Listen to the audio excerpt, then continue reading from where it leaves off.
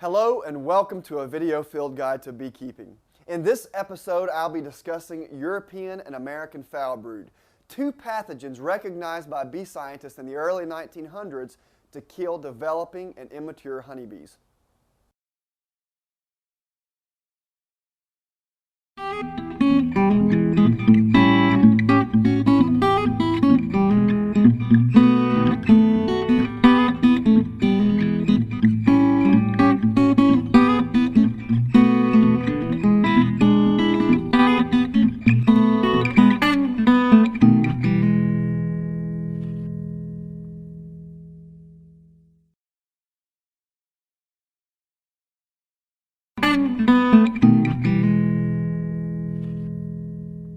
American and European Foulbrood are bacterial diseases that have been plaguing bees for a very long time. Both bacteria were actually identified in the early 1900s, around 1906. But the names American and European Foulbrood have nothing to do with the origin of the bacteria, but rather with the origin of the person who identified the bacteria. American Foulbrood was identified by Americans and European Foulbrood was identified by European scientists. What's important to note about these bacteria is first that they don't affect anything except honeybees, specifically Apis mellifera, or the European races or African races of honeybees. Consequently, both bacteria occur almost everywhere that Apis mellifera is kept around the world. Because of that, both diseases are a worldwide problem for beekeepers.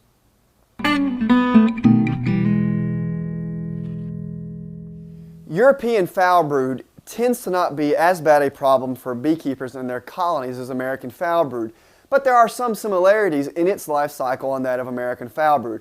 European Foulbrood, again caused by a bacterium, also infects little developing larvae, or larvae that are less than about 24 hours old.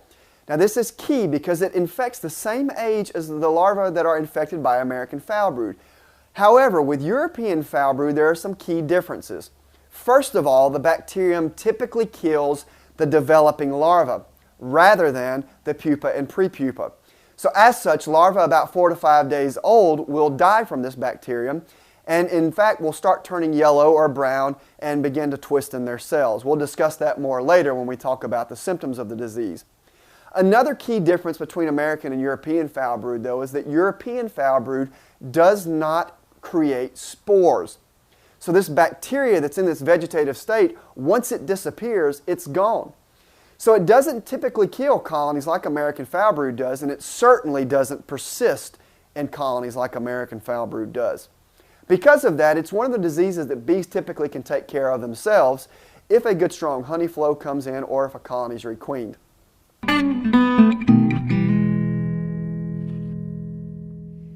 Important to understanding how to control any bee disease or pest is understanding how to recognize when you have that problem.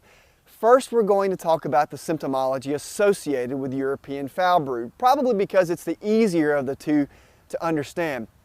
Now, if you remember, European Foulbrood typically kills bees or developing larvae that are 4 to 5 days old. As such, these are larvae that have not been capped over yet. The best way to appreciate what a sick larva looks like is to understand what a healthy larva looks like. Now, a healthy developing honeybee larva lies in the bottom of a cell in the shape of a letter C. That's why we call them C-shaped larvae. And when you look at that larva in the bottom of the cell, that larva should be not twisted, should be glistening and pearly white.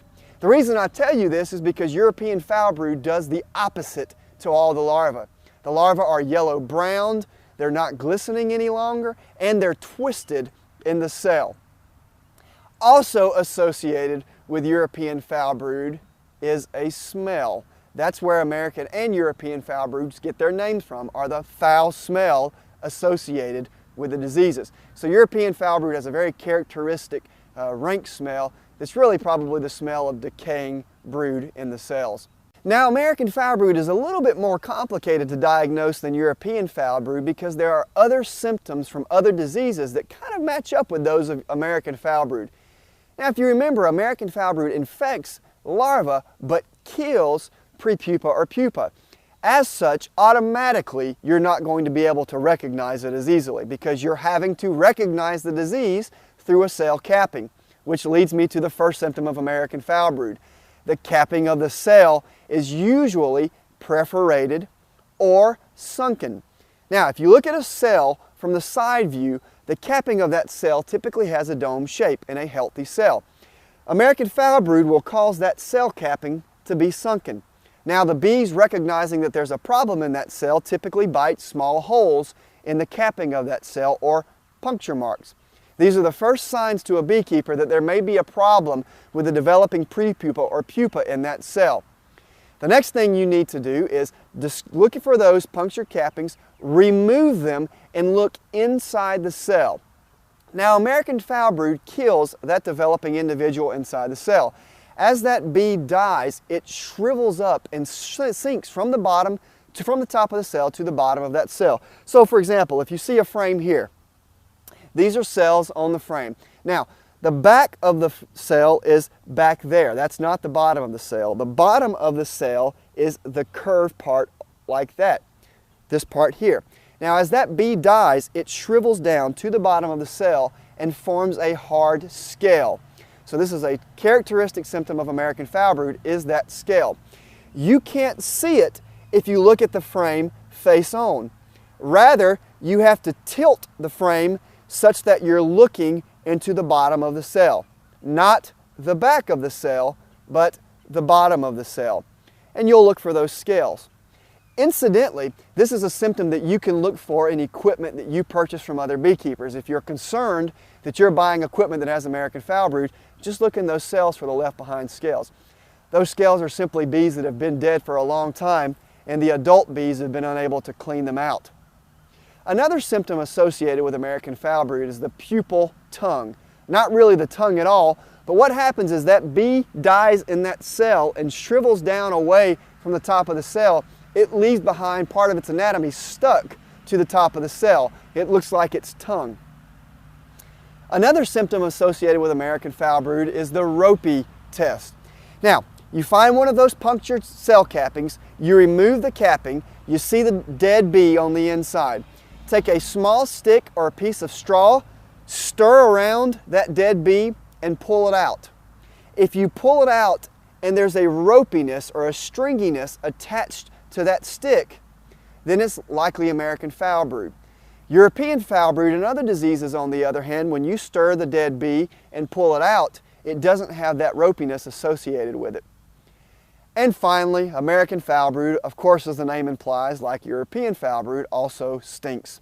Now, European Foulbrood and American Foulbrood have different smells, but it's really difficult to tell you how to recognize the difference. It's one of those things that you just have to experience. The good thing about American Foulbrood is that many states have state apiary inspection programs designed specifically to help beekeepers find American Foulbrood. Here today to talk to us about the state program in the state of Florida is Mr. Jerry Hayes, Chief of the Apiary Section of the Florida Department of Agriculture and Consumer Services. As Jamie has just explained to you, there are many pest predators and diseases, especially American Foulbrood, which is so devastating to honeybee colonies, that you should be aware of and that you should control. Not only to be successful beekeepers, but also to stop the spread of these diseases throughout the state of Florida and the rest of the industry. Many, many years ago, the state of Florida, in its wisdom, decided to start an apiary inspection program, realizing how important honeybees were to Florida agriculture and for honey production. This is a key industry. This is a key niche of Florida agriculture, and it wanted to protect that part of agriculture. Because as you know, without honeybees, a third of the food you and I eat every day would disappear. And specifically in Florida, just think of all the fruits, nuts, and vegetables that would disappear. Blueberries, strawberries, some citrus, and all the garden crops. And then think of all the fruits, nuts, and berries that honeybees pollinate by accident that feed Florida wildlife that bring so many people to the state of Florida. The state of Florida has implemented a registration and inspection program. We have 14 inspectors that are assigned to regions in the state of Florida that will partner with you to register you and inspect you so that you can control these devastating pest predators and diseases.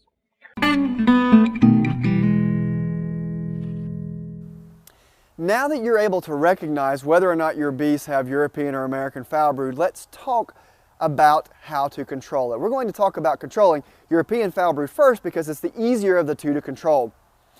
Now, European Foulbrood really can be controlled a couple of ways. First, because it is a bacterium, there are antibiotics that you can put into your colonies to rid the colony of European Foulbrood. And there are some non-chemical ways of controlling European Foulbrood. First, the chemical way. Let's say you find European Foulbrood in your colonies. You can treat with the antibiotics terramycin or Tylan in your colonies. Now, this rids the colony of European Foulbrood, and the reason it does is because the antibiotics kill the vegetative state of the bacteria, which is the only state that exists for European Foulbrood. So you put the antibiotics in and the disease goes away. Now, I typically don't tell people to do this so much because European Foulbrood, being the type of disease it is, tends to clear up on its own. In fact, if a good honey flow is on the way, or if you feed your colony, or you add bees or brood, or you requeen your colony, colonies can push through the problem. I really want to stress that last point there, requeening your colony. Because if you have a colony that has European Foulbrood, then it's obviously evident that your colony is susceptible to the disease. Your queen is not resistant. She's producing offspring that get the problem. So I tell people requeen the colony in hopes of getting a queen whose offspring are resistant to the disease. But should you feel the need to treat with either terramycin or Tylan, you could treat it, but I want to stress that you must do it according to label. Remember, this is an antibiotic. It can show up in honey, and misuse can cause the bacterium to become resistant to the antibiotic. So you really want to follow the label. And because labels are always changing, I'm not going to give specific recommendations here, but rather refer you to the label. I do want to say though, labels typically permit you to use the antibiotics in sugar syrup or powdered sugar or in patty form. Now, my recommendation to you is, if you elect to use the antibiotic, is to put it in powdered sugar. This is the quickest way to get it into the colony. Bees feed on it quicker, they disperse it through the colony quicker, and it gets out faster. As such, it minimizes the chance that the bacteria in there are going to become resistant to the antibiotic. Leaving the antibiotics in the sugar syrup or in the patty form keeps it in the colony longer, increasing the chances the bacteria can become quite resistant to that antibiotic. Now, moving on to American Foulbrood, you have the same modes of treatment available to you as you do for European Foulbrood. If you find the disease, you could use the antibiotics, but there is a clear problem with this. Why? The antibiotics kill simply the vegetative state of the bacteria. What's left behind? That's right, the spore. As such, you can have a sick colony, you can put in antibiotics, but the American Foulbrood vegetative state is going to die, but the spore is left behind. As such, you'll get rid of the symptoms, you think your colony's better, only 2 months later to find out that your colony has American Foulbrood again. The kicker is, it never left in the first place. It was always there, you just killed the vegetative state, but the spore was lurking behind, waiting for your colonies to be stressed. Because of that, the only true way to deal with American Foulbrood with antibiotics is to treat prophylactically. This is something you don't have to do with European Foulbrood. European Foulbrood, you see it, you can treat. With American Foulbrood, if you see it and treat, you're accomplishing nothing.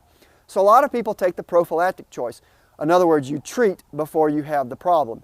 If you're going to stay on top of American Foulbrood this way, though, you need to treat in spring and in fall. The clear problem with treating with the prophylactic route is the antibiotics in there, it's in there regularly, and that increases the chance that the bacteria are going to become resistant to American Foulbrood or to these antibiotics. And I want to stress this point significantly because they've already shown that there are some strains of American Foulbrood that are resistant to the antibiotics. So keep that in mind when you're using that. Really, management of either disease, but particularly American Foulbrood, boils down to resistant stock. I cannot stress enough, hygienic behavior, this behavior where bees can detect varroa mites and chalk brood, etc., in cells and remove the affected brood really came as a result of scientists first discovering it with American Foulbrood. So you can purchase bees that are resistant to American Foulbrood. The queens will produce offspring. The offspring can detect the problems in the cells and remove it. And as such, you can keep the American Foulbrood repressed or suppressed altogether and you never see it. Only when you get a susceptible strain in there is when you notice the problem. Because American Foulbrood is such a significant issue, primarily because of the spore nature of the bacteria, the general recommendation is once you see it in your colonies, there's nothing you can do to rid your colony of American Foulbrood. As such, you have to burn your equipment. We do not recommend taking the bees out, scorching the inside, and putting new bees in because there's no guarantee that you've gotten all the American Foulbrood. Furthermore, if you use the bees in another colony, there's no guarantee that you've gotten rid of all the American Foulbrood. So your state inspector, if your state has an inspector, will come to your colonies, find American Foulbrood, and burn the colonies. That really is the only way to rid yourself of American Foulbrood. However, I want to stress that both diseases are manageable. I tell you, before varroa mites and tracheal mites came to the United States, American Foulbrood was the disease that everyone was concerned about. But now it's largely been eclipsed by varroa and tracheal.